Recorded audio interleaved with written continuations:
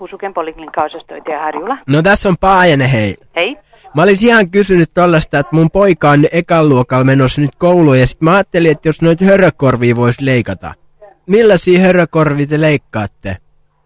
No korvalehtianomalioita, että on joku määrätty kuppikorva tai sitten puuttuu korvalehdestä osa. Tai... Mutta siis toi kuppikorva kuulostaa kyllä ihan hyvältä.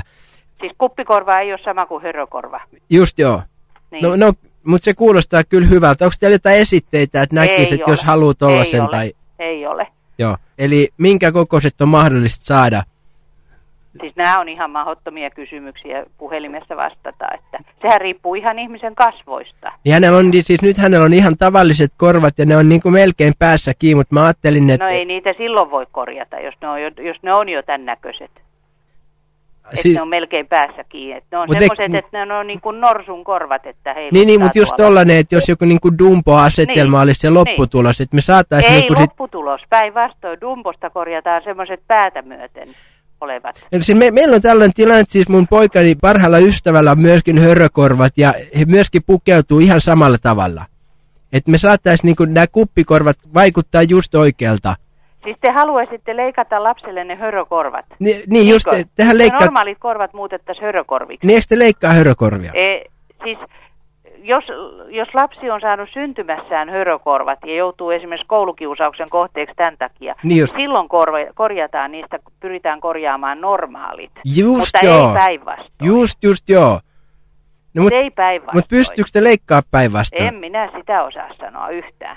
Silloin täytyy hakeutua jonkun lääkärin yksityisvastaanotolle kysymään tätä. Joo. Jonkun korvalääkärin tai jonkun tällaisen. Millaisia hörökorvia sä itse suosittelisit? Sellaiset kuppikorvat ja... Siis ihmiselle tehtäväksi. Niin emme herranjestas minkäänlaisia.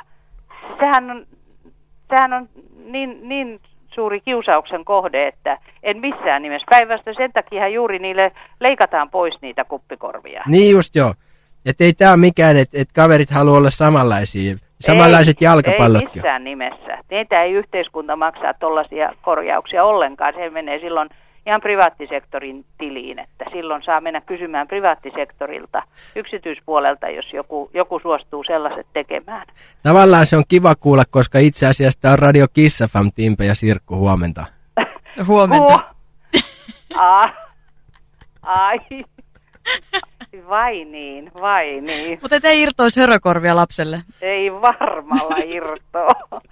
Mä jo meinasin hikeentyä. Ja sen huomasin. Joo.